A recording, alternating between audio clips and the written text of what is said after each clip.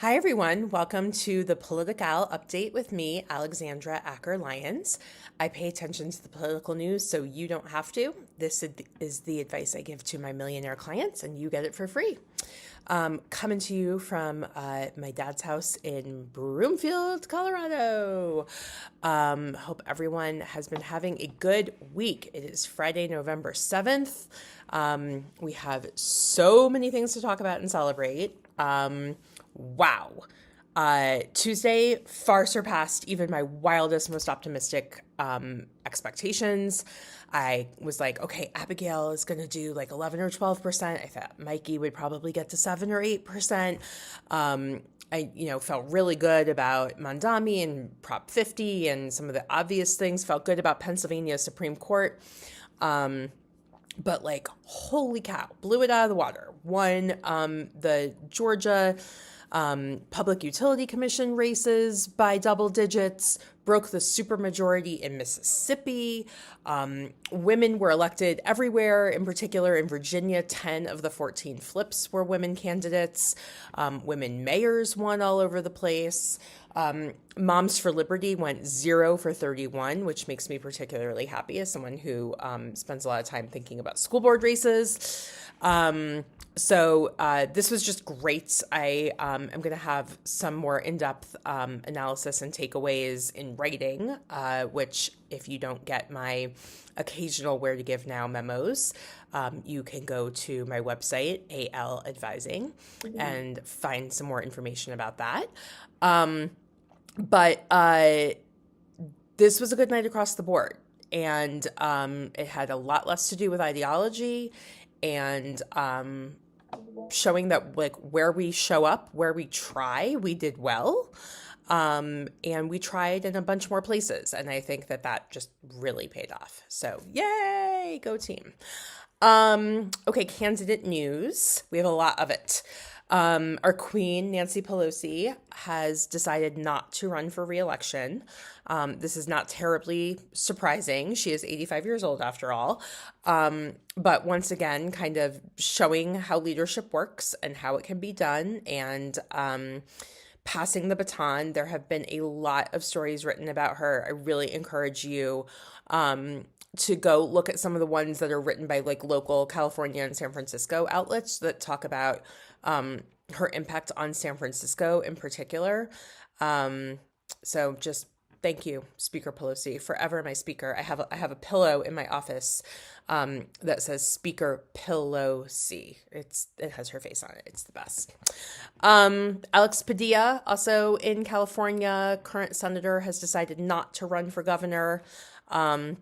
It's a super crowded field. It's a top 2 primary. He probably would have immediately become one of those top 2, but it's going to be messy. So good for him, sticking to what he's already doing. In Massachusetts, where Congressman Seth Moulton has announced a primary challenge against Senator Ed Markey, we are hearing that Congresswoman Ayanna Pressley is taking a close look at jumping into that race.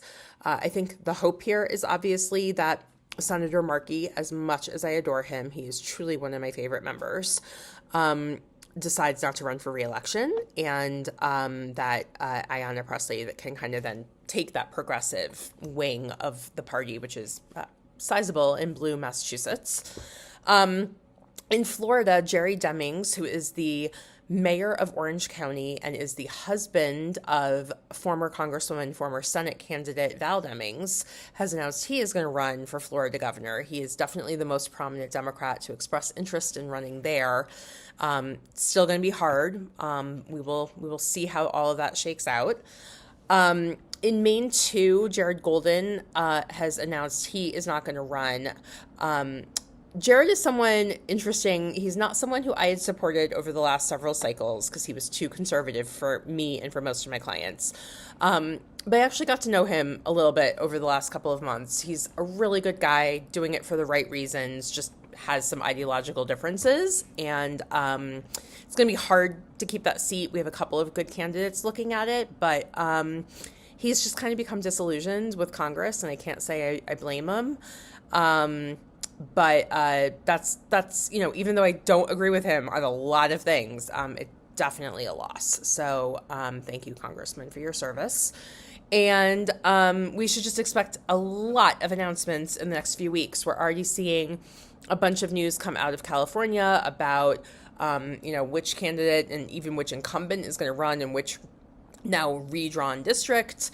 And I just expect between now and probably kind of end of January, we'll see a huge number of candidates make announcements. We'll also probably see some retirements. People tend to kind of have those conversations with their families over the holidays. So, okay, other political news. Obviously, redistricting top of mind in a lot of places. Prop 50 passed, giving us a path to at least 5 seats in California. Maryland is looking at redistricting. Kansas is not going to redistrict because of some incredible behind-the-scenes lobbying done by some great pro-democracy groups. And hopefully Republicans are a little nervous after Tuesday, and they don't want to dilute their own districts. Some of the maps in Texas could really come back to haunt Republicans, seeing that Latino voters shifted really heavily back towards Democrats. So we'll keep watching it. Obviously, the shutdown is still going on, and it's not awesome, but I am glad that Democrats are making Republicans give them something for their votes and not just caving. So hang in there. The tariff case was heard at the Supreme Court on Wednesday. Spoiler alert, it seems like the conservative justices like big business more than they like Donald Trump. Not shocking. So we'll see where that case comes down. And then 2028 has begun. We saw tons and tons of 2028 hopefuls out on the campaign trail all over the country, campaigning, doing media appearances. Obviously, we'll see a lot more of that in the lead up to 2028. But I think we'll also start to see some folks begin to more assertively put themselves out there, or take a step back and kind of decide earlier on if this is something that they do or do not want to be doing. And my shout out of the week goes to campaign staffers. Yay, you did it. In particular, Virginia has been seen for cycle after cycle as a proving ground for future congressional staff, especially campaign managers and finance directors and field directors.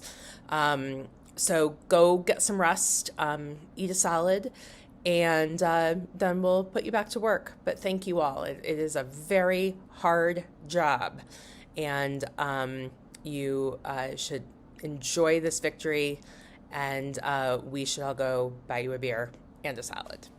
Thanks, everyone. Talk next week.